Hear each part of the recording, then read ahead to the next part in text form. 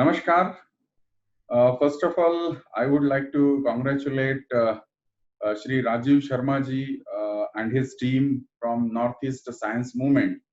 During this lockdown period, they have started a web series named as an What Expert Says. So this is a good kind of an initiative by them, wherein the viewers will be able to get an opportunity to get various views by the various experts on the various topics. So with this, I really compliment the Northeast Science Movement. And today I will be talking about the upcoming event on the 21st of June 2020. Well, I think more or less most of you must be aware about that on the 21st of June, the annular solar eclipse is going to be there, and we all Indians are going to see that eclipse. And of course, the people from northeastern state will not be able to see the actual annularity. However, the good percentage of the eclipse can also be seen by the cities from the northeastern region. Now, as I said, no, eclipse is something which is been known to us to as a human for a very long time. In fact, we can also say that eclipses are known to us since the time immortal. Uh, Various Hindu epics or various kind of an references that we can find out in the various part of the various Purana and all, that eclipses is part of the natural phenomena which keeps on occurring at the various locations and at various places. And in fact, if we look at the any calendar for that matter, the minimum number of eclipses the calendar can hold is a two, and in fact that calendar can also have a maximum of seven eclipses in a single year. So of course, the number ranging from 2 to 7 is all depends on the the position on which the moon, earth, and sun falls in, and the geometry that it makes within the 365 day. We call it as an eclipse season, etc. That we can talk later on. But I think what is important at this stage is to understand, like on the 21st of June, which is almost very in a very few days we are going to witness that. Now, the upcoming eclipse is an annular solar eclipse. That means it is different than what we generally could think of as a total solar eclipse. Now, what is the basic difference between the total solar eclipse or annular solar eclipse is basically when we see such kind of an eclipse, we will see the ring structure to the sun, because moon will not be apparently able to cover the entire disk of the sun, and because certain portion of the sun will remain visible to the observer. At this point of time, I think what is important for me to give you the idea about it and to talk about these scientific aspect about it. Then we consider it is certainly a shadow game. But why do the eclipses occur? Then very simple to mention that it is because of the location and the positions wherever the sun and moon in reference to Earth is. Like for example, sun is at the average distance of about 15 crore kilometer for all of us. But that 15 crore kilometer is an average distance, and word average matters here because uh, in 17th century we know that Kepler has gave us the proof that all the planets around the suns are moving in elliptical orbit, and vis-a-vis the moon also revolves around the earth in elliptical orbit. Being in elliptical orbit, what matters is that the object comes very close to the let us say the planet earth, and the object can go at a very farthest distance. So for example, if we consider the sun, when it comes to very close proximity to the earth, or vis-a-vis earth goes very close to the sun, then the distance between the sun and earth is of the order of 14 lakh 70 sorry 14 crore 70 lakh kilometer. And when the earth goes very far from the sun, or let us say sun goes very far from the earth, then the distance between the sun and the earth is about 15 crore 20 lakh kilometer. Now, if you take the difference of these two distances, then the distance is not very small. It is about a 50 lakh kilometer distance. So that 50 lakh kilometers matters a lot when we try to see the size of the sun. And that's what we call it as an angular size. What the image of the sun appears to our eye is, we roughly can mention it is an angular size. Now, the variation is something like it can range from about 31 arc a minute to about some 30 arc minute and certain arc seconds. So that variation is something that one has to remember very, particularly, especially when the different types of eclipses have been considered. Now, similarly, when we talk about the moon also comes very close to the Earth. We call it as an perigee position, which is of the order of 3,63,000 kilometer. And at the same time, when moon goes very far from the Earth, then it is about 4 lakh 5,000 kilometers. There also, if you see the difference, then it's also about the order of 50,000 kilometers. So again, that 50,000 kilometer also matters a lot, and then there is a change in the variation of the angular size. And precisely, if we'll have to define or segregate the types of eclipses, then this angular size matters a lot. Now, on this 21st of June, what basically is going to happen is the change in the angular size giving rise to the annular solar eclipse, not the total solar eclipse.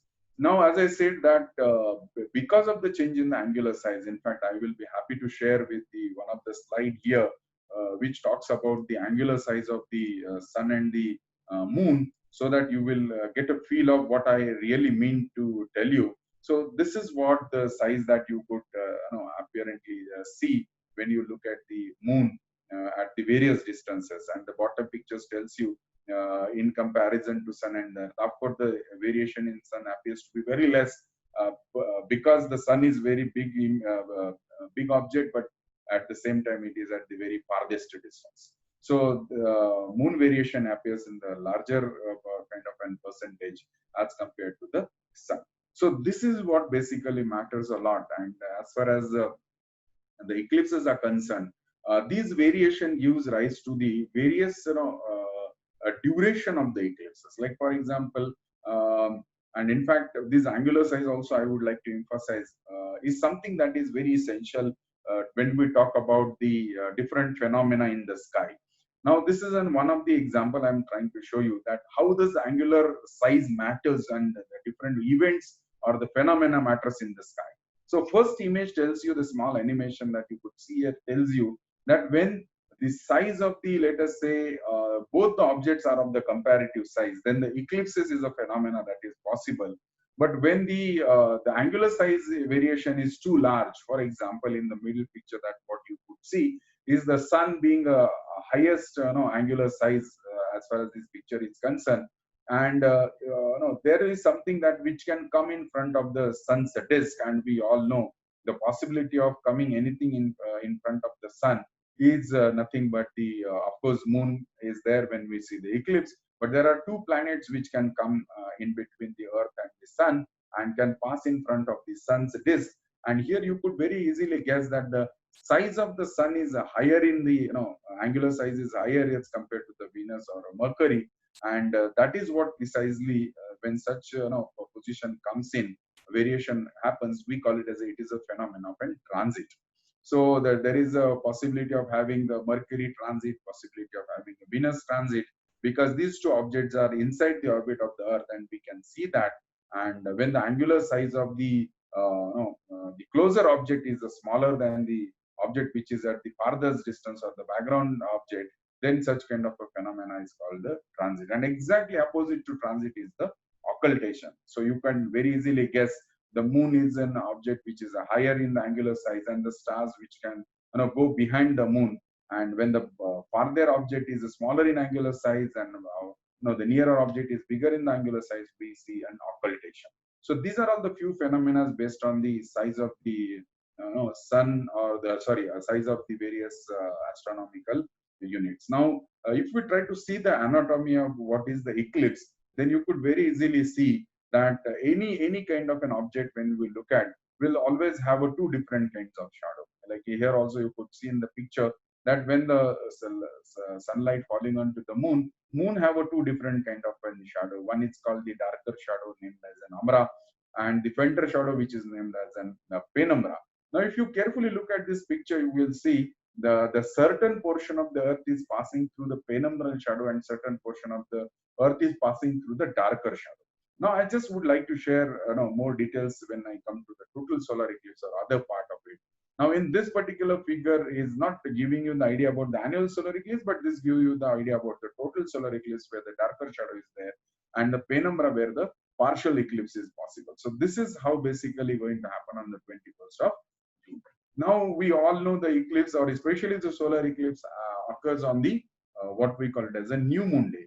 Now new moon is nothing but the Amavasya, but we all never see that every Amavasya has an eclipse, right? It certainly solar eclipse happens on the Amavasya, but not every Amavasya will have an eclipse, and it's for the very simple reason that if you look at this particular picture or the image as well, what here you could very easily guess is the no, the orbit of the moon has got a tilt with the orbit of the Earth. That is what we call it as an ecliptic. Ecliptic is an orbit in which the Earth revolves around the Sun, and similarly, the other orbit that you could see is where the orbit of the Moon, which revolves around the Earth. So there is a tilt of about a 5 degree, and that 5 degree gives us an idea that every Amavasya need not have to have alignment of an Sun, Earth, Moon in a single line.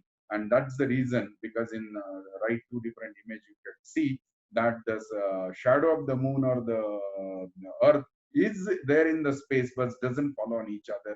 Either the shadow of the moon will remain up in the above the earth or below the earth, or similarly earth as well. So we don't get an occasion. But this arrangement can be possible only when all the objects fall into the straight line and matching to center to center.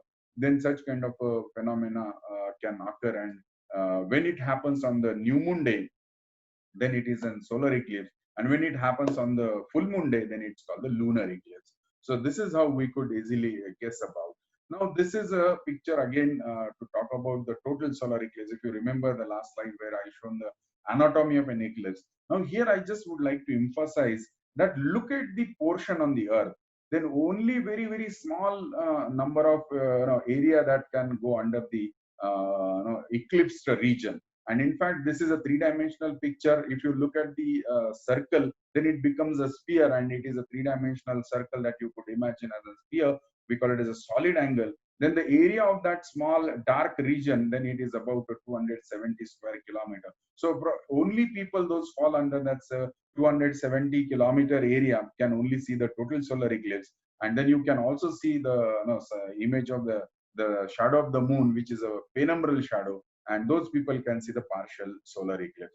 But you see, in the majority of the earth does not have any kind of eclipse at all. So this is the reality of the position of the moon and the earth and the sun, so that neither the entire earth can go in an eclipse at a given time. Now, as we all know, moon is revolving around the earth, earth is revolving around the sun. So every object is in the certain velocity.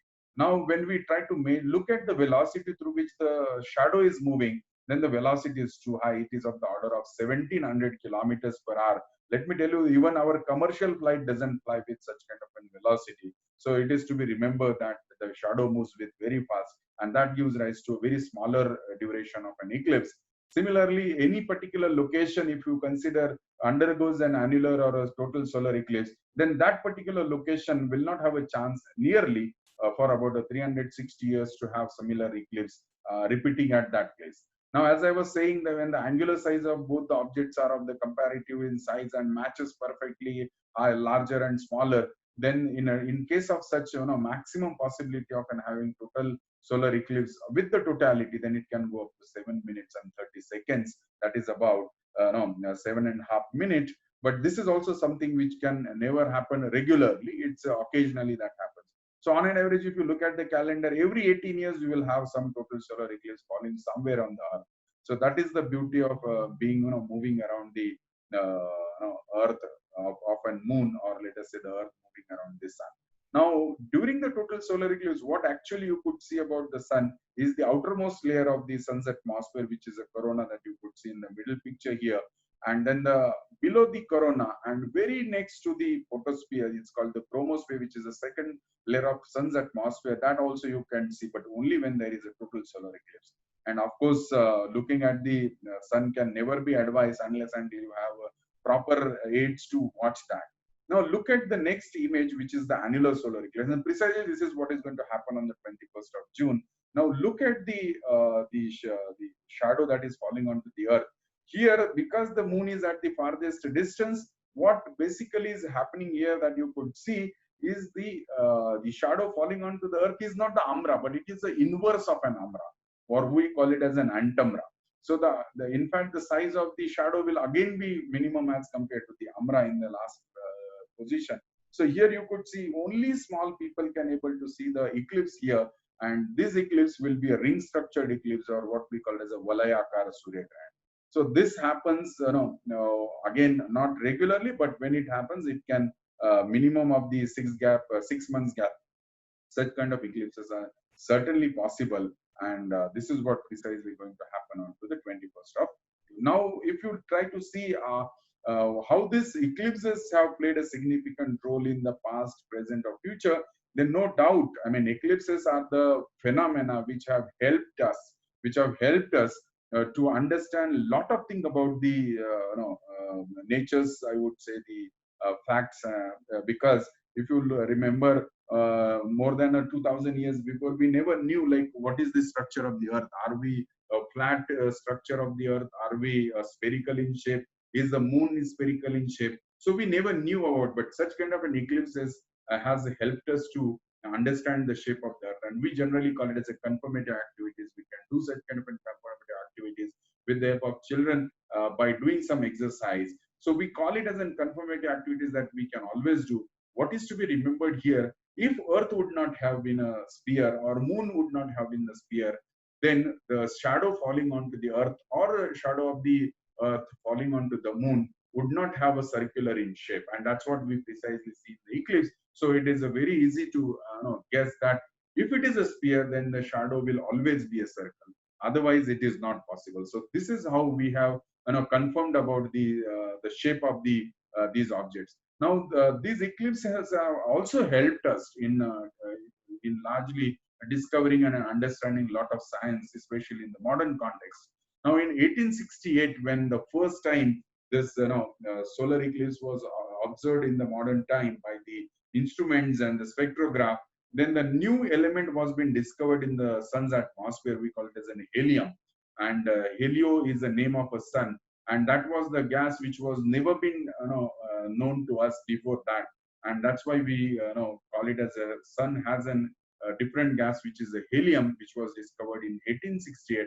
And India has been proud to say that that particular eclipse was observed from the Indian landmass, from the Guntur in Andhra Pradesh, and India has got associated with it.